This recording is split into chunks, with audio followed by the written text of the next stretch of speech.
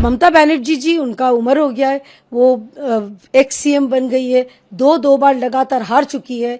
नंदीग्राम से फिर भवानीपुर से एक ही इंसान से हार चुकी है। पार्टी को लगा कि अब ममता बनर्जी के बिना भी पार्टी चल सकती है। और ममता बनर्जी नाम और भाईपो के नाम पे क्या जुड़ा है बोलिए?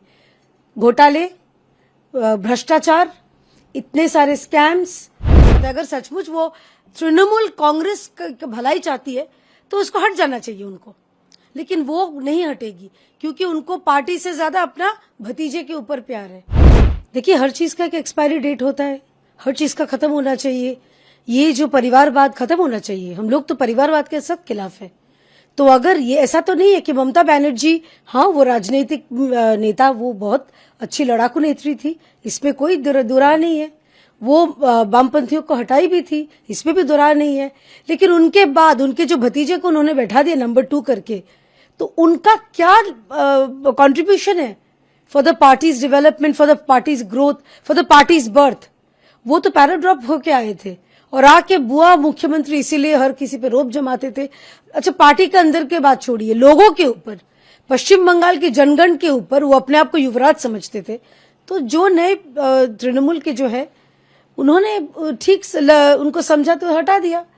देखिए, ममता बनर्जी जी, उनका उम्र हो गया है, वो एक्स सीएम बन गई है, दो बार लगातार हार चुकी है। नंदीग्राम से फिर भवानीपुर से एक ही इंसान से हार चुकी है।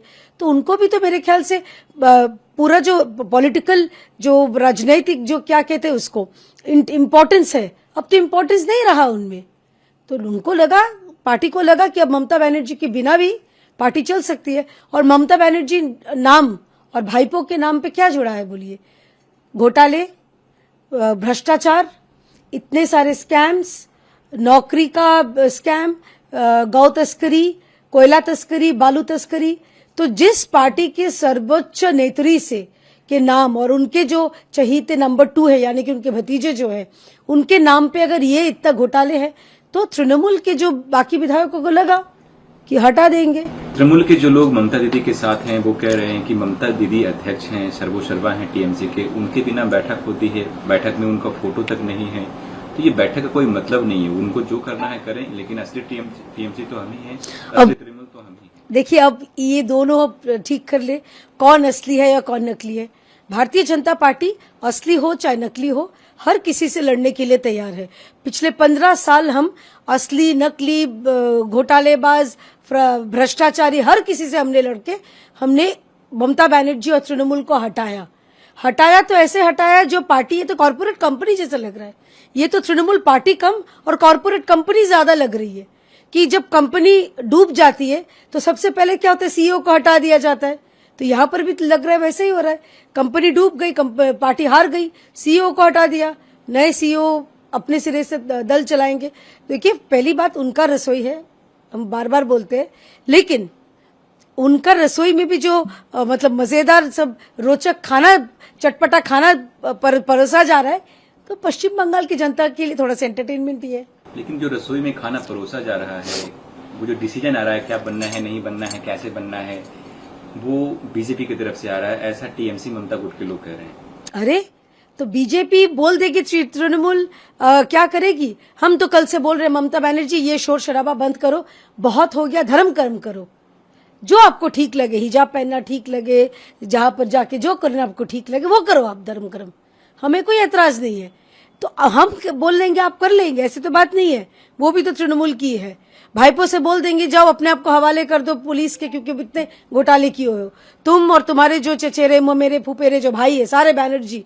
अभया की जो माँ, अर्जिकर की विक्टिम की माँ जो कह रही है, इसमें जांच तो हो रही है, जांच होगी, नए सिरे से जांच शुरू हो चुकी है। तो बनर्जी परिवार का कोई अगर उसमें है तो उसको भी सजा मिलनी चाहिए। तो इसीलिए थोड़ा सा नजर घुमाने का टैक्टिक्स तो नहीं है कि अर्जिकर को फिर मामला खुला है और इतना घोटाले है, तो ये कौन बनर्जी असली है, ऋतव्रत बनर्जी असली है, ममता बनर्जी असली है, ये दोनों मिला के अपने आप ठीक कर ले। पश्चिम बंगाल की जनता, हम लोग चाहते हैं कि जो कोई भी अर्जिकर के खूनी है, जो कोई भी भ्रष्टाचार किया है, पश्चिम बंगाल को लूटा है, पश्चिम बंगाल की जनता को लूटा है, हर किसी को सख्त से सख्त सजा मिलनी चाहिए। अब नेक्स्ट कदम इन दोनों का होगा कि पार्टी बची रहे। अगर ममता बनर्जी ये सोच रही होंगी पार्टी बची रहे, इलेक्शन कमीशन दोनों ही जा सकते हैं सिंबल के लिए, पार्टी फंड के लिए, जो भी पार्टी का प्रॉपर्टी है उसके लिए।